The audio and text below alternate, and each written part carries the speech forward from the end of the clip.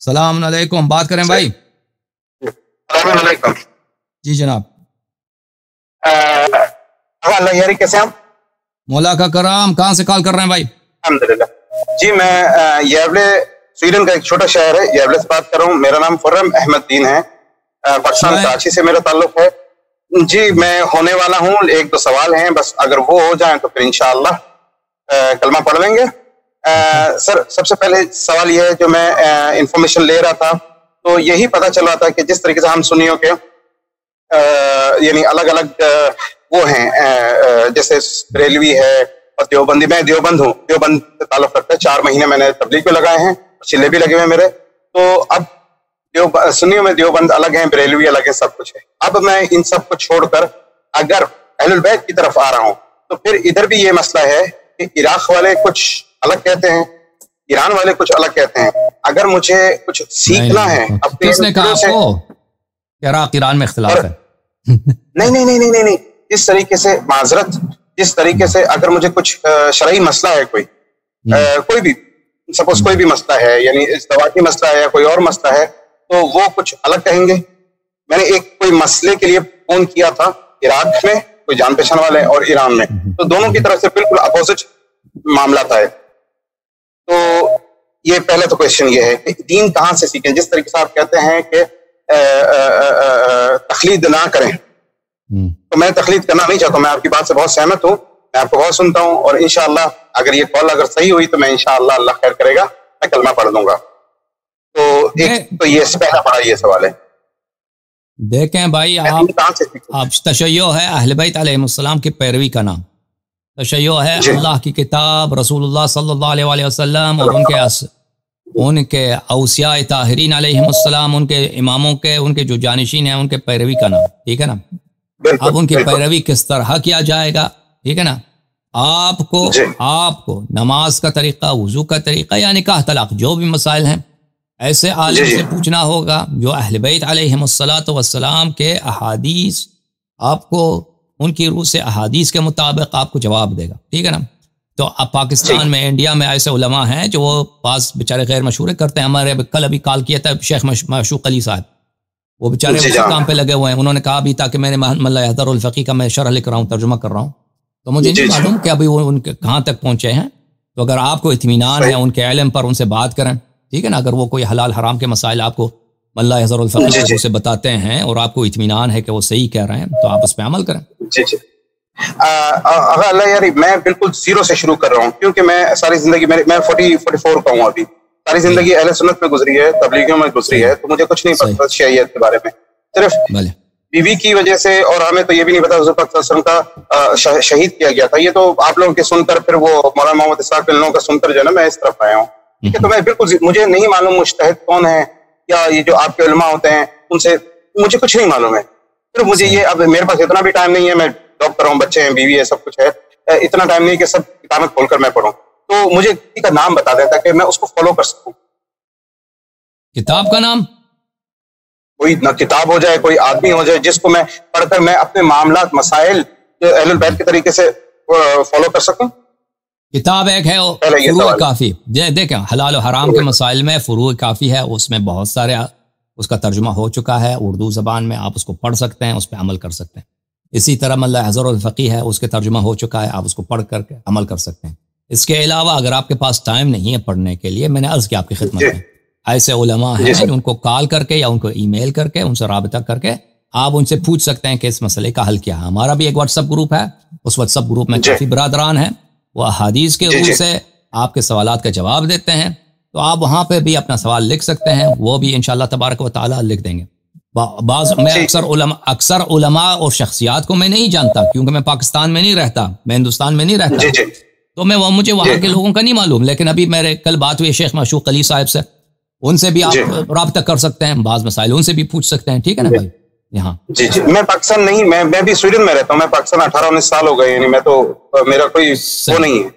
सही, तो इस वजह से ठीक है, मैं आपके व्हाट्सएप ग्रुप में इंशाल्लाह पूछता हूँ मैं ऐड करने के। सर, पहले ये सवाल था। दूसरा एक सवाल ये है कि जिस तरीके से जो शिया हजरात हैं हमारे भाई, वो कहते हैं कि अगर जिस तरीके से सुन्नी हजरात हैं कि अबू बकर या उस्मान या इन सबको कुछ बोलो तो आप कत्ल कर दिए जाएंगे, उसी तरीके से मराजों को یا مجتہدین کو کچھ کہا جائے گا یا بہت برا مان جاتے ہیں. ہمارے دوست اگر بولتے ہیں کہ بھائی یہ بات غلط ہو رہی ہے تو جیسے غلو کرتے ہیں یا اس میں اگر کچھ کہیں گے تو بہت ہی تکلیف میں, یعنی آپ اس کو کیسے ایکسپلین کریں گے سر؟ دیکھیں یہ لوگوں کی جہالت ہے نا. اب مولوی حضرات جو ہیں ہمارے مولوی حضرات, میں اکثر میں تو ان کے ساتھ رہا ہوں, ان کے ساتھ پڑھا ہوں, ان کے مجالس میں نے دیکھا, یہ اپنے آپس میں جب بیٹھتے ہیں ان کا کام یہ ہوتا ہے مراجع کو برا کہنا. یعنی یہ بلا استثناء جب علماء آپس میں بیٹھتے ہیں ان کی اپنی جو آپس میں جس طرح وہ بات کرتے ہیں, گفتگو کرتے ہیں, ہاں بیٹھک ہوتی ہے, اس میں ہمیشہ یا تو وہ مدعے کے متعلق بات کریں گے, مدعے کے متعلق مذاق کریں گے, یا تو مراجع کی برائی بیان کریں گے. ہاں وہ ان کا ہمیشہ یہ گفتگو کا محور اسی پہ ہوتا ہے کہ فلان مرجع نے یہ کیا, وہ اس نے یہ کیا, یہ فراڈی آدمی ہے, اس کے وکیل نے یہ کیا. ان کا کام یہی ہوتا ہے مراجع سے شکایت. لیکن یہ پبلک میں جب آ جاتے ہیں تو مراجع کو یہ خدا بناتے ہیں, ہاں خدا بناتے ہیں, اور عام شیعہ کو یہ تصور دلاتے ہیں کہ یہ مراجع جو ہیں ان کی برائی نہیں کی جا سکتی. حالانکہ مراجع جو ہیں یہ سب بدعتی لوگ ہیں, اور ان کو ان کی بدعت کی حد تک ان کی کہ یہ بھائی ان کا یہ کام خراب ہے, یہ درست کام ہے, اور ان کا کوئی احترام واجب نہیں ہے کہ آپ ان کا احترام کریں, کیونکہ یہ لوگ بدعتی ہیں. اور یہ اگر کوئی ان کو ہاں, لیکن یہ ہے دنیا میں اس طرح ہے کہ اگر آپ مثلا آغا خانی کے سامنے آغا خان کو برا کہنا تو وہ اس کے پھر وہ ناراض ہو جائیں گے, ہو سکتا ہے آپ کو گالی بھی دے دیں. تو جب شیعوں کے ساتھ آپ بیٹھتے ہیں تو مراجع کو کوئی ضروری نہیں ہے مراجع کو آپ برا کہتے ہیں. نہیں میں کہنے کی بات نہیں ہے. اب میں نے ایک سوال یہ پوچھا تھا کہ جس طریقے سے زکوٰۃ یا خمس کی باری ہے, یہ خمس اور زکوٰۃ جو جائے گا اہل البیت کے لیے, ٹھیک ہے, تو یہ مراجع لے لیتے ہیں سارے پیسہ, تب وہ اپنی طرف سے خرچہ کرتے ہیں. یعنی میں اس بات پہ, تو پھر وہ دوسرے ناراض ہو جاتے ہیں کہ بھائی انہیں کو جانا چاہیے. یہ سب فراڈ ہے, یہ سب بدعت ہے جو دین میں مراجع نے داخل کیا. بالکل صحیح فرما. تو جناب یہ خمس کدھر جائے گا؟ خمس یہ ہے کہ ان کاموں میں, ان کام جو خیر دین کا کام ہو, اس میں امام علیہ الصلوۃ والسلام کی نیابت سے آپ اس میں خرچ کریں, ٹھیک ہے نا. اس میں آپ اپنی مرضی سے کر سکتے ہیں, اپنی مرضی سے آپ یعنی خود آپ کر سکتے ہیں یہ کام. آپ خود مثلا آپ کا $100 خمس ہے, تو آپ مثلا کہ کوئی خیر کا کام ہے, مثلا ایک یتیم گھرانہ ہے, شیعوں کا ایک یتیم گھرانہ ہے, امام کی جانب سے صدقے کے طور پر اس کو دے دیں. یا مثلا کوئی اور خیر کام ہے, مثلا کوئی کتاب چھپ رہا ہے, شیعوں کا کتاب ہے, اچھا کتاب ہے, یا کوئی ویب سائٹ بن رہا ہے, یا کوئی اچھا فلم بن رہا ہے جس میں دین کی جس میں دین کی خدمت ہو, تو اس میں امام علیہ السلام کی طرف سے صدقے کے طور پر اس میں ڈال دیں, ٹھیک ہے نا. ٹھیک ہے سر. ایک سوال ہے, مجھے 2-3 اور سوال کے جواب دے دیجیے بس, پھر انشاءاللہ میں معذرت اتنا ٹائم لے رہا ہوں. جس طریقے سے آپ کہتے ہیں یا علی مدد, سر یہ مجھے تھوڑا سا وہ لگتا ہے کہ کس طریقے سے, یعنی مدد اللہ کی ہے اور اللہ کی طرف سے چلے محمد صلی اللہ علیہ وسلم کو ملی ہے, اس کے بعد حضرت علی رضی اللہ تعالیٰ عنہ کو ملی ہے, سب کچھ چلے ٹھیک ہے, سمجھ میں آتا ہے. تو یعنی شرک, قرآن میں شرک کیا ہے؟ آپ کا ایک میں نے سنا تھا قرآن میں شرک آپ کہہ رہے تھے کہ بتوں کا ہے, بتوں کے علاوہ اور کیا شرک ہے؟ اگر ہم بندوں سے نام یعنی خبر سے دیکھیں, اگر یہ کوئی ضروری نہیں کہ آپ یہ عالی مدد کہتے ہیں, آپ کے نہیں کہا یہ کوئی واجب نہیں آپ یہ عالی مدد کہتے ہیں, ہم نہیں کہتے واجب ہے, کوئی شیء نہیں کہتا یہ ضروری ہے کہ آپ کہتے ہیں, آپ نہ کہیں, آپ کوئی کہنا ضروری نہیں. لیکن قرآن میں شرک بہت ہے بھائی. مثلا یہ انسان دین میں بدعت داخل کرتا ہے, وہ کام جو اللہ کیا کا اللہ حلال بناتا ہے, اللہ حرام بناتا ہے, ٹھیک ہے نا. ہمیں حق نہیں ہے کہ ہم حلال اور حرام بنا دیں, تو یہ شرک باللہ ہے, یہ اس کی گناہ. بھلے میں اس کو آپ کو آیت بھی دکھا دوں اس کی, اگر آپ مجھے اجازت دے دیں. تو اللہ تعالیٰ نے اس کو شرک کہا ہے قرآن مجید میں. دیکھیں یہ ہے قرآن مجید میں, بسم اللہ الرحمن الرحیم, قل انما حرم ربی الفواحش ما ظہر وما بطن. اللہ تعالیٰ نے حرام کیا ہے فواحش کو, وہ بری باتیں, قبیح باتیں, چاہے وہ ظاہری قبیح باتیں ہوں یا باطنی قبیح باتیں. وما بطن والاثم, اور اللہ تعالیٰ نے حرام کیا ہے زنا, شراب کو, اسم یہاں روایت میں اسم مراد شراب ہے, والبغی بغیر الحق, اور ظلم کو, وان تشرکوا باللہ ما لم ينزل به سلطانا, اور جو بھی چیز اللہ نے نازل نہیں کیا ہے اس کو آپ اللہ کا شریک بنا دیں, یہ اللہ کے نزدیک شرک ہے. وان تقولوا علی اللہ ما لا تعلمون, وان تقولوا علی اللہ ما لا تعلمون, اور دین میں آپ اس چیز کی نسبت دیں جس کو اللہ نے اس کا حکم نہیں دیا, یہ شرک ہے. اچھا, آپ کی مزید آپ کی خدمت میں عرض کریں. قرآن مجید میں بھلے کہ اگر آپ کسی شخص کو امام بناتے ہیں اس کو شرک کہا گیا ہے. بسم اللہ الرحمن الرحیم, وَرَبُّكَ يَخْلُقُ مَا يَشَاءُ وَيَخْتَارُ, ما كان لهم الخيرة سبحانه وتعالى عما يشركون. فرمایا کہ لوگوں کو امام بنانے کا اختیار نہیں ہے. اللہ خلق کرتا ہے, اللہ اختیار کرتا ہے, لوگوں کو امام بنانے کا حق نہیں. اور تیرا رب بلندر ہے اور منزہ ہے اس سے کہ آپ اس کے ساتھ کسی کو شریک بنائیں. پتہ یہ چلا کہ اگر آپ کسی شخص کو امام بناتے ہیں جس کو اللہ نے امام نہیں بنایا ہے, یہ شرک باللہ, یہ شرک باللہ. تو شرک کے مختلف آیات ہیں, ان آیات کے متعلق روایات ہمارے پاس موجود ہیں جن میں تعویل موجود ہے کہ مختلف چیزیں شرک ہیں. لیکن غیر اللہ کی آپ عبادت کریں یا غیر اللہ کو وہ چیزیں جو اللہ کے لیے مخصوص ہیں اس کو اللہ اس سے نسبت دے دیں تو یہ شرک باللہ ہے. لیکن وہ چیز جو اللہ کے لیے مخصوص نہیں ہے اللہ سے مدد لینا, یہ شرک نہیں ہے. جی جناب. تو حضرت علی سے اگر یعنی آپ کا دل چاہے, آپ چاہتے ہوں کہ کچھ بات کریں یا مدد مانگیں, تو یہ بات آپ کے نزدیک صحیح ہے غلط ہے؟ میرے نزدیک بالکل صحیح ہے. ٹھیک ہے, اور یہ شرک میں نہیں آتا؟ نہیں, بالکل شرک میں نہیں آتا. دیکھیں مدد لینا دیکھیں اللہ تعالیٰ قرآن مجید میں فرماتا ہے وَلَا تَقُولُوا لِمَنْ يُقْتَلُ فِي سَبِيلِ اللَّهِ أَمْوَاتٌ بَلْ أَحْيَاءٌ عِنْدَ رَبِّهِمْ يُرْزَقُونَ. کہ وہ لوگ جو اللہ کے راستے میں قتل ہو جاتے ہیں ان کو مردہ نہ کہو, بلکہ وہ اللہ کے نزدیک ہیں اور ان کو اللہ کی جانب سے رزق ملتا ہے, اللہ کے نزدیک زندہ ہیں. اور دوسری روایت میں آیت میں ہے کہ بل احیاء ولکن لا تشعرون, وہ زندہ ہیں آپ ان کو نہیں دیکھتے. ٹھیک ہے نا. تو وہ زندہ ہیں, وہ اپنے حیات میں صاحب کرامات ہیں, صاحب معجزات ہیں. امیر المؤمنین علیہ الصلوۃ والسلام رسول اللہ صلی اللہ علیہ وسلم اشارہ کر دیں بادل کو, تو بادل کا حکم کی اطاعت کرے, وہاں پر پانی برسا دے, بارش برسا دے. ٹھیک ہے نا. زمین کی طرف اشارہ کر دے, زمین کے دل سے امیر المؤمنین علیہ السلام نے زمین پہاڑی کی طرف اشارہ کیا, پہاڑی پٹ گئی اور وہاں سے اونٹنی نکل, کیونکہ رسول پاک صلی اللہ علیہ وسلم نے بعض لوگوں کو وعدہ دیے تھے کہ میں آپ کو اونٹنی دوں گا. تو وہ نبی صلی اللہ علیہ وسلم کے وفات کے بعد آ گئے اور انہوں نے کہا کہ پیغمبر صلی اللہ علیہ وسلم نے ہمیں وعدہ دیا تھا کہ ہمیں اس طرح 80 اونٹ دیں گے جو لال رنگ کے اونٹ ہوں. تو امیر المؤمنین علیہ السلام نے پہاڑ کی طرف اشارہ کیا, پہاڑ پٹ گئی, وہاں سے 80 اونٹیں نکل آئی. تو اس طرح تو ان کے یہ خدا نہیں ہے, یہ اللہ نہیں, اللہ نے ان کو یہ کرامات دیا ہیں, معجزات دیے ہیں. ٹھیک ہے نا. ہمارے نبی صلی اللہ علیہ وسلم کے بہت سارے معجزات ہیں. پتھر کنکر جو ہیں ان کے ہاتھ میں تسبیح پڑھتے تھے. تو یہ مرنے کے بعد زندہ ہیں, یہ اس طرح نہیں کہ مر گئے ہیں, یہ مرنے کے بعد بھی زندہ ہیں. ہم نماز میں ان کو سلام دیتے ہیں, السلام علیکہ ایھا النبی. تو یہ زندہ ہے, یہ زندہ ہے. اگر میں ایک زندہ فرد سے کہتا ہوں کہ تو صاحب کرامات ہے, تو جو ہے میرے پیر میں درد ہے, میرے پیر میں ابھی حضرت عیسیٰ علیہ السلام نے دیکھیں, حضرت عیسیٰ علیہ السلام زندہ ہے. ٹھیک ہے نا. آسمان سے جب وہ نیچے اتر آتے ہیں آئیں گے, تو اگر فرض کریں میرے پیر میں اپاہج ہے, عیسیٰ علیہ السلام تو مسح, قرآن کی آیت ہے, مس کر دیں تو مسح سے وہ پیر کو شفا ملتی ہے. تو میں عیسیٰ علیہ السلام سے کہہ دوں کہ میرے پیر میں مس کر دو, یہ شرک نہیں ہے. یہ کوئی شرک نہیں ہے. یہ کیا شرک ہے بھائی؟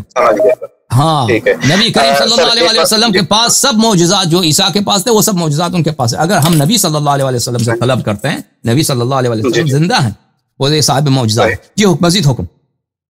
ہمارے محمد صلی اللہ علیہ وسلم کا ایک مین معجزہ کیا ہے جو سب سے ان کو الگ کرتا ہے, یعنی سب انبیاء کرام سے افضل کرتا ہے یا کچھ, یعنی اس طریقے سے ہمارے محمد صلی اللہ علیہ وسلم کا سب سے افضل معجزہ کیا ہے؟ ان کا سب سے افضل معجزہ امیر المؤمنین علیہ السلام ہے, قرآن مجید ہے, ان کی شریعت ہے, سب افضل ہیں. جی لیکن جو ہم اپنی کتابوں میں پڑھتے ہیں اہل سنت, یعنی وہ ان کتابوں سے کے حساب سے قرآن کے اندر انہوں نے عائشہ, حضرت عائشہ, حضرت عمر, یہ کہنے کے ان کے حساب سے تو قرآن کے اندر کمی اور زیادتی ہے. تو ہم کس طریقے سے اس کو وہ کر سکیں گے کہ حالانکہ اللہ مجھے معاف کرے, میں یہ بھی کہتا رہا ہوں کہ سوری ٹو سے کہ شیعہ کافر ہیں اور شیعہ 10 محرم کی رات کو یہ کرتے ہیں, یہ میں کہہ چکا ہوں لوگوں کو, میں نے سن کر آگے سنایا ہے. اللہ مجھ پہ رحم کرے, اللہ مجھے معاف کرے. تو یعنی جب میں نے یہ حدیثیں پڑھی ہیں کہ یہ لوگ خود ہمارے صحابہ کرام کہہ رہے ہیں کہ قرآن کے اندر تعریف ہے. عائشہ رضی اللہ تعالیٰ عنہ وہ یہ کہتی ہیں کہ وہ جو بڑے عمر کے لوگوں کو دودھ پلانے کے حدیث تھی, وہ بھی پڑھی ہے. تو اس وجہ سے اب جس طریقے سے آپ کہہ رہے ہیں حضور پاک صلی اللہ علیہ وسلم کا معجزہ قرآن ہے، تو قرآن میں تو یہ تحریف کے خود ہم لوگ قائل ہیں. دیکھیں قرآن کا معجزہ یہ ہے، قرآن کا معجزہ یہ ہے کہ قرآن کی ایک سورت جیسے ان کنتم فی ریب مما نزلنا علی عبدنا فأتوا بسورۃ من مثلہ وادعوا شرکاءکم من دون اللہ. اگر آپ کو شک ہے کہ قرآن اللہ کی جانب سے نہیں ہے، تو چیلنج یہ نہیں ہے کہ قرآن کامل ہے، چیلنج یہ نہیں ہے کہ قرآن کامل ہے تو اس لیے قرآن اس لیے معجزہ ہے کہ کوئی قرآن کی ایک سورہ جیسا، ایک آیت نہیں، ایک آیت نہیں، کوئی ایک آیت جیسا لا دے تو وہ چیلنج نہیں ہے. ایک سورہ جیسا، سورہ لمبا ہو سکتا ہے، سورہ لمبا ہو سکتا ہے سورہ بقرہ، سورہ چھوٹا ہو سکتا ہے سورہ والناس، سورہ سب سے چھوٹا مختصر سورہ ہے انا اعطیناک الکوثر، بسم اللہ الرحمن الرحیم انا اعطیناک الکوثر. یہ ایک سطر ہے، ایک سطر ہے، زیادہ نہیں ہے. 3 اس میں آیتیں ہیں، انا اعطیناک الکوثر فصلی لربک وانحر ان شانئک هو الابتر. سورہ والعصر ہے، بہت مختصر ہے نا، کچھ جملے ہیں. دیکھیں دنیا میں جو ہیں نبی کریم صلی اللہ علیہ وسلم کے منکرین ہمیشہ رہیں، ان کے دشمن ہمیشہ رہیں، اور شروع دن سے عرب جو تھے ان کا اپنا قوم، اپنا قبیلہ قریش مکہ والے ان کے دشمن تھے. اس کے بعد یہود نصارہ ان کے دشمن تھے. تو قرآن نے جب ان کو یہ چیلنج دیا کہ ایک سورہ جیسا لے کے آؤ، وہ ضروری نہیں ہے کہ لمبی سورہ، چھوٹا سا سورہ بھی ہو، ان جیسا سورہ لے کے آؤ، تو وہ لوگ نہیں لا سکے. ان کے لیے بہتر سب سے آسان طریقہ یہی تھا. لڑنا تو مشکل، انسان لڑائی میں پیسے خرچ ہوتے ہیں، تھکاوٹ ہوتی ہے، زخمی ہوتے ہیں، مر جاتا ہے انسان. تو سب سے پہلے آسان یہی تھا کہ انہوں نے چیلنج دیا نا کہ ایک سورہ جیسا لاؤ. یہ تو جھوٹی بات ہے، قرآن جھوٹی ہے، نستجیر باللہ. تو ان جیسا ایک سورہ لے کے آتے، اور وہ سب شاعر تھے، سب بہت فصیح عرب تھے، اور وہ فصاحت کی دنیا کے وہ بے تاج بادشاہ تھے، فصاحت و بلاغت کے آسمان کے ستارے تھے وہ. اور آج تک یہ چیلنج باقی ہے. ابھی دیکھیں کہ کتنے چرچز ہیں دنیا میں، اور اسلام سے ان کو کتنی دشمنی ہے کہ وہ چاہتے ہیں کہ مسلمان کو کسی طریقے سے عیسائی بنا دیں، ٹھیک ہے نا، یا یہود ہیں وغیرہ جو ہمارے نبی صلی اللہ علیہ وسلم کی نبوت کو نہیں مانتے. اور یہ بہت پیسے بھی ہیں ان کے پاس، پیسوں کی کوئی کمی نہیں ہے. ہاں، تعلیم کی بھی کوئی کمی نہیں ہے، کیونکہ یہ تعلیم یافتہ نہیں ہے، بہت تعلیم میں وہ ہم سے آگے ہیں بلا شک. فصاحت بلاغت میں بھی وہ ایک سورہ جیسا نہیں لا سکتے. یہ اجازت ہے کہ نہیں؟ ابھی اگر اجازت دیں ابھی اگر مثلا محمد اقبال جو ہے لاہور والا، سیالکوٹ والا، وہ بہت اچھا شاعر ہے، ٹھیک ہے نا، لیکن اس طرح نہیں ہے کہ اس جیسا کوئی شعر نہیں کہہ سکتا. اگر اقبال یہ چیلنج کر دیتا کہ میرے غزل جیسا ایک غزل لے کے آؤ، تو اس سے بہتر بہت سارے لوگ لے کے آتے، ٹھیک ہے نا. بالکل اقبال ٹھیک ہے، بہت بڑا شاعر ہے، لیکن اس طرح نہیں ہے کہ اس جیسا شعر کوئی دوسرا شاعر نہیں کہہ سکتا. یا مثلا غالب بہت عظیم شاعر ہے، یا میر بہت عظیم شاعر ہے. اگر وہ مثلا چیلنج کر دیتے کہ میں تمہیں مکان دوں گا، فلاں دے دوں گا، تم بس میری یہ چھوٹی سی شعر ہے اس جیسا ایک شعر لے کے آؤ، تو اللہ جانتا ہے کہ وہ لائن لگ جاتی شعراء کی لائن لگ جاتی کہ ایک سے بہتر اس سے شعر لے کے آتے، ٹھیک ہے نا. تو یہ اعجاز یہ ہے، قرآن مجید کی یہ اعجاز ہے کہ چیلنج سب کے سامنے علن. نبی کریم صلی اللہ علیہ وسلم کے منکرین، ان کے دشمن، وہ اسلام کو ہر طرح سے مختلف طرق سے ہمیشہ دشمنی کرتے آ رہے ہیں. لشکریں بھیجی ہیں، انہوں نے مسلمانوں کا قتل عام کیا ہے، نبی کریم صلی اللہ علیہ وسلم کے خلاف کتابیں لکھی ہیں. آپ کو پتہ نہیں ہے کہ مغرب کے یونیورسٹیز میں ہر سال کتنے PhD لکھے جاتے ہیں، کتنے لوگ PhD کرتے ہیں. ہاں، اسلام کے رد پر سارا مثلا ایک محقق شخص ہے، ذہین ہے، تعلیم یافتہ ہے، 7 سال 8 سال وہ تحقیق کرتا ہے تاکہ اسلام کے کسی ایک گوشے پر اس کو انکار کا ایک موقع ملے، ٹھیک ہے نا. وہ لکھتے بھی ہیں، کتابیں بھی لکھتے ہیں، ان کے علم کا، ان کی تحقیق کا کوئی منکر نہیں ہے. لیکن قرآن جیسا سب سے آسان تو ان کا یہی ہوتا ہے، وہی لے کے آتے ہیں نا، سورہ کوثر جیسا ایک سورہ قل هو اللہ احد جیسا، سورہ والعصر جیسا، سورہ انا اعطینا، سورہ قل اعوذ برب الناس جیسا نہیں لا سکتے. تو پھر یہ اعجاز ہے. تو قرآن کا جو اعجاز ہے وہ یہ نہیں ہے کہ قرآن بھائی کامل ہے، وہ اس سے کم نہیں ہے. قرآن کا اعجاز یہ ہے کہ اس کے سوروں جیسا کوئی آج تک نہیں لا سکتا. اور یہ ایک معمہ ہے، ایک انسان اگر سوچے کہ یہ کیوں نہیں لا سکتے، بھائی یہ کیوں نہیں لا سکتے ایسا، یہ بھی تو الفاظ ہیں، ٹھیک ہے نا. اگر میں مثلا ایک پین بناتا ہوں، یہ پین ہے میرا، ٹھیک ہے نا، یہ پین فرض کریں، یہ پین ہے. اگر میں اعلان کر دوں کہ بھائی اس جیسا پین اگر کوئی پین بنا دے تو میں اس کو $1,00,000 دیتا ہوں. او بھائی اتنے لوگ لائیں گے پین لا کے، یہ بہت سارے لوگ بناتے ہیں نا. اب اگر تاریخ میں کوئی ایسا پین نہ لا سکے صحیح ایسا، ہاں، تو پھر یہ پتہ چلے گا یہ انسان کا کام نہیں ہے پین، یہ پین انسان کا کام نہیں ہے. اگر یہ پین بنانا انسان کا کام ہوتا تو انسان ضرور اس جیسا بلکہ اس سے بہتر بناتے، کم از کم اس جیسا بنا لیتے، ٹھیک ہے نا. ہاں تو اس لیے اگر قرآن بشر کا کلام ہوتا، قرآن مجید ہاں کسی انسان کے تخیلات ہوتے، کسی انسان نے بنا لیا ہے، تو انسان ایک انسان دوسرے انسان میں کیا کمی ہے؟ مثلا اگر ایک انسان ذہین ہے، دوسرا اسے اسی جیسا ذہانت والے لوگ بہت سارے ہیں، ہاں تو وہ اس جیسا بلکہ اس سے بہتر لوگ بنا لیتے نا. تو قرآن کے ایک صورت جیسا کوئی صورت نہیں لا سکا، تو پتہ چلا یہ قرآن مجید یہ بشر کا کلام نہیں ہے، اس جیسا کبھی تک. ہاں جی ٹھیک ہے نا جی سر. ایک اور ایک چیز ہے کہ جس طریقے سے قرآن میں لکھا ہوا ہے کہ تم ایک مکھی کا پر بھی نہیں بنا سکتے. تو now we are living in West کے اندر آپ کو پتا ہے کہ کس طریقے سے ٹیکنالوجی وغیرہ سب کچھ چل رہی ہے، کہ وہ انٹیلیجنس وغیرہ جو ہم بن رہا ہے، ادھر بنائے جا رہے ہیں، تو اس کو آپ کس طریقے سے سر ایکسپلین کریں گے؟ دیکھیں جو ہمارے جو لیونگ آرگینزمز ہیں اور نان لیونگ آرگینزمز ہیں، جی جو زندہ جان چیزیں، غیر زندہ جان چیزیں، انفینٹلی کمپلیکس ہے. انفینٹلی کمپلیکس کیا ہے کہ جتنا آپ ان کو پڑھتے جائیں، دقت کرتے جائیں، ایگزامن کرتے جائیں، اتنا ہی ان میں آپ کو کمپلیکسٹی اور ڈیزائن نظر آ جاتا ہے نا. مثلا انسان ایک سیل کو اگر آپ دیکھ لیں، انسان کے وجود میں ایک سیل ہے، مختلف خون کا سیل ہے، بلڈ کا ہے، مثلا نروز کا ہے، مختلف انسان کے وجود میں تو ٹریلینز سیلز ہوتے ہیں. بالکل. تو جتنا سائنس ان کا معائنہ کرتا ہے، دیکھتا ہے، تو یہ اس کی کمپلیکسٹی اور بڑی ظاہر ہو جاتی ہے. یعنی کوئی حد نہیں ہے. ابھی جتنے لوگ اس کو پڑھتے ہیں، انسان کی عمر ختم ہو جاتی ہے، لیکن اس کی کمپلیکسٹی مزید انسان کے لیے واضح ہو جاتی ہے کہ اس میں مزید ڈیزائن ہے، مزید کمپلیکسٹی ہے. جو چیزیں ہم بناتے ہیں، بشر بناتا ہے نا، اس کا ان چیزوں سے کوئی قیاس ہی نہیں ہے. ایک سیل جو انسان کے وجود میں ایک ہے، بایولوجی میں آپ پڑھتے ہیں، اس کی ڈیزائن کو اگر آپ قیاس کریں جو بشر نے بنایا سب سے جو بڑا اسپیس شپ ہے، اس کا کوئی قیاس ہی نہیں ہے. اسپیس شپ اس کے مقابل میں کچھ بھی نہیں ہے، ٹھیک ہے نا. یا کوئی روبوٹ ہے، یہ کچھ بھی نہیں ہے یہ، ٹھیک ہے نا. سر جو آرٹیفیشل انٹیلیجنس، بشر جو انسان جو چیز بناتا ہے وہ صرف ڈیزائن کرتا ہے، صورت چینج کرتا ہے نا. ہم صورت چینج کرتے ہیں. ہم مثلا پانی اور مٹی کو ملا کر اس سے ہم کیا بناتے ہیں؟ خمیر بناتے ہیں، اس سے روٹی بناتے ہیں، ٹھیک ہے نا. ہم نے پانی نہیں بنایا، ہم نے آٹا نہیں بنایا، ہم نے ان کو مکس کیا ہے.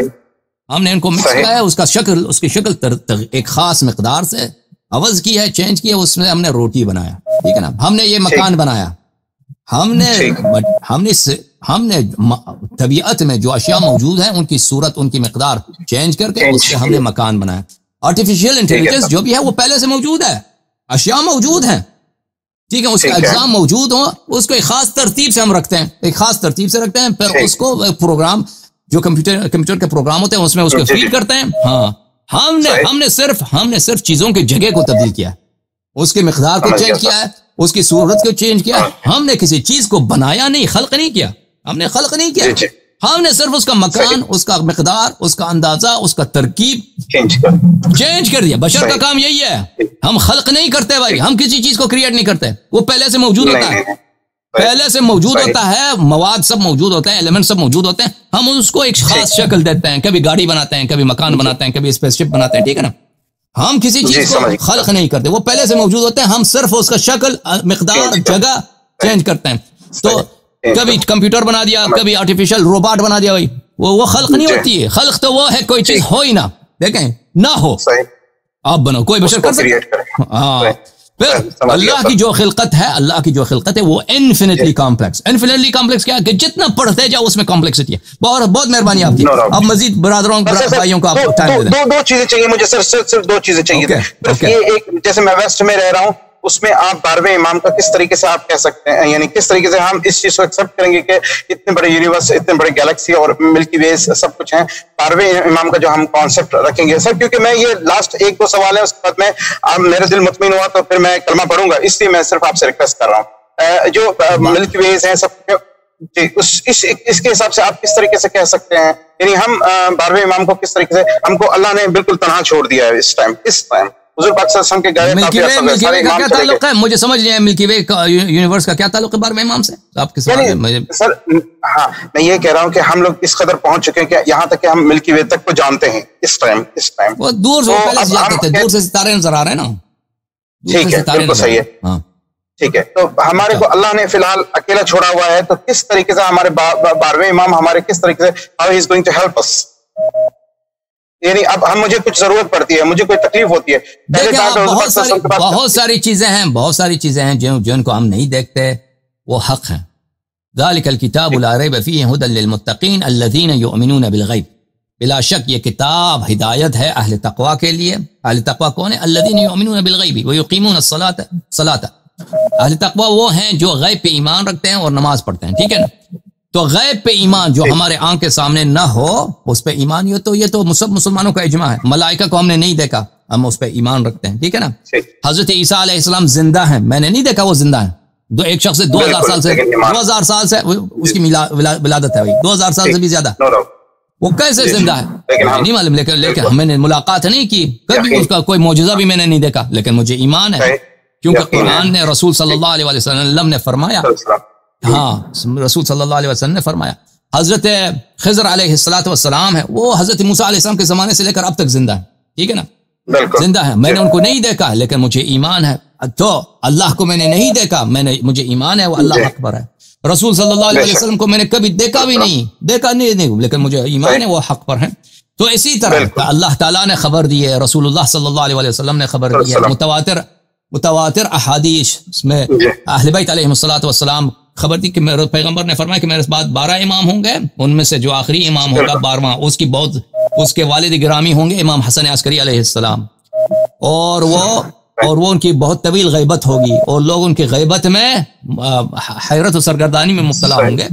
تو اس لیے کہ اللہ نے خبر دے، رسول صلی اللہ علیہ وسلم نے خبر دی. اور اس کے علاوہ یہ ہو ہی نہیں سکتا کہ اللہ تعالیٰ جو ہے، اللہ تعالیٰ ہمیں صرف مولویوں کے حوالے کرتا نا. اگر امام نہیں ہے، رسول کا جانشین نہیں ہے، تو پھر کون ہے آپ کا کام چلانے والا؟ ہاں ہمارا کام چلانے والا ہوگا مولوی حضرات. یہ تو بالکل مذاق ہے بھائی. ہم مولوی کو کسی چیز کا اہل نہیں سمجھتے بھائی.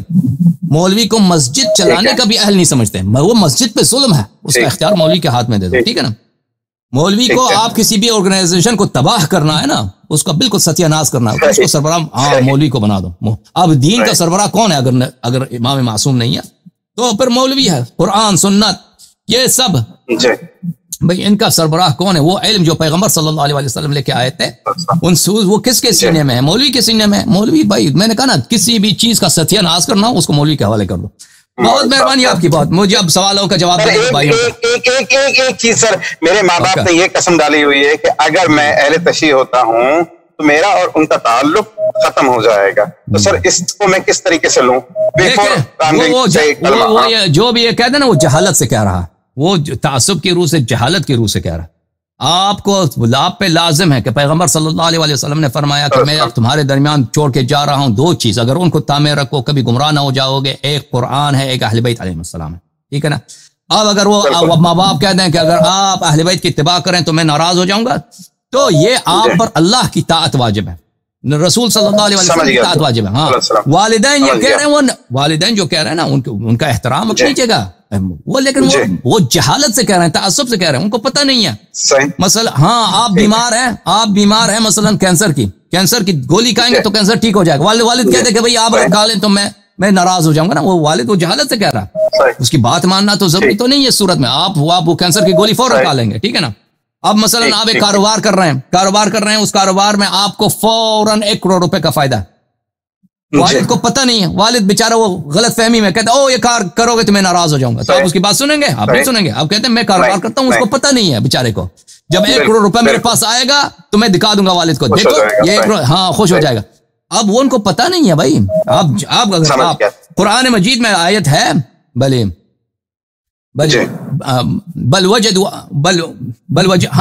الفینا علیہ آباءنا ولو کان آباؤہم لا یعقلون شیئا ولا یہتدون. کافر لوگ کہتے ہیں ہم اپنی دین کے اتباع کرتے ہیں، بت پرست لوگ کہتے ہیں کیونکہ یہ ہمارے آبا و اجداد کا دین ہے. اگر چن کے آبا و اجداد کو عقل بھی نہ ہو، ہدایت بھی نہ ہو، پھر وہی کہتے ہیں بس یہی ہمارا دین ہی ہے، شروع سے ہمارا دین ہی ہم اتباع کریں گے. یہ تو کوئی صحیح بات نہیں. صحیح بات ہے. اگر اللہ یاری مجھے ایک کلمہ پڑھا دیں، بس کلمہ پڑھا کے ایک نصیحت کر دیں مجھے، بس میں رکھ دوں. ایک دفعہ کلمہ پڑھا کر مجھے نصیحت کر دیں، اس کے بعد پھر بس. ہاں نصیحت میرے اور کچھ بھی نہیں، نصیحت صرف ایک ہی ہے جو رسول پاک صلی اللہ علیہ وسلم کی وصیت ہے. انی تارک فیکم ما ان اخذتم به لن تضلوا بعدی ابدا کتاب اللہ و عترتی. جو رسول پاک صلی اللہ علیہ وسلم کے کلام صدق کلام میں شک کرے وہ کافر ہے. نبی کریم صلی اللہ علیہ وسلم کی وصیت ہے پوری امت کے لیے، آپ کے لیے، میرے لیے، سب سننے والوں کے لیے، کہ میں تمہارے درمیان چھوڑ کے جا رہا ہوں دو بہت ہی نہایت قیمتی، نفیس، بے انتہا عزیز چیزوں کو. اگر ان کے اتباع کرتے رہو گے تو دنیا کفر ساری دنیا پہ چھا جائے، دنیا پہ شرک کے طوفان کھڑے ہو جائیں، دنیا پہ گناہوں کے اور جہالات کے اور زلالات کے طوفان کھڑے ہو جائیں، آپ گمراہ نہ ہو جاؤ گے. وہ ہے کیا ہے؟ اگر تم اتباع کر دو گے قرآن اور اہل بیت علیہم الصلوۃ والسلام کی، تو میری نصیحت سب مسلمانوں کے لیے یہی. اچھا آپ کے لیے اچھا کلمہ یہ بولو، اشہد ان لا الہ الا اللہ، اشہد ان لا الہ الا اللہ، واشہد ان محمدا عبدہ ورسولہ، واشہد ان محمدا عبدہ ورسولہ، واشہد ان علیا، واشہد ان علیا وصی رسول اللہ، وصی رسول اللہ، وخلیفتہ بلا فصل، وخلیفۃ بلا فصل، واشہد ان فاطمۃ الزہراء، فاطمۃ الزہراء سیدۃ نساء العالمین، سیدۃ النساء العالمین، واشہد ان الحسن، واشہد ان حسن والحسین، والحسین، وعلی ابن الحسین، وعلی ابن الحسین، ومحمد ابن علی، ومحمد ابن علی، وجعفر ابن محمد، وجعفر ابن محمد، وموسى ابن جعفر، وموسى ابن جعفر، وعلي ابن موسى، وعلي ابن موسى، ومحمد ابن علي، ومحمد ابن علي، وعلي ابن محمد، وعلي ابن محمد، والحسن ابن علي، وحسن ابن علي، والحجة المنتظر المهدي، وحجة المنتظر المهدي،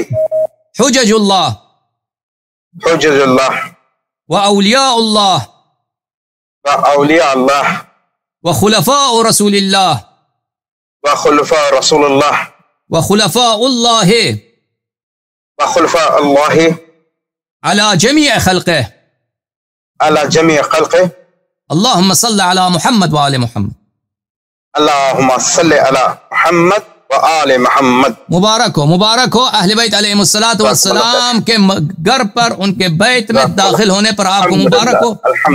الحمدللہ. ایمان آپ کو مبارک ہو، آپ ہمارے بھائی ہیں. خداوند متعال آپ کو دنیا و آخرت میں اہل بیت علیہ السلام کے ساتھ محشور کرے. بہت مبارک ہو بھائی. السلام علیکم. السلام علیکم. خدا آپ کو عزت دے. بہت مہربانی. سلامت رہیں.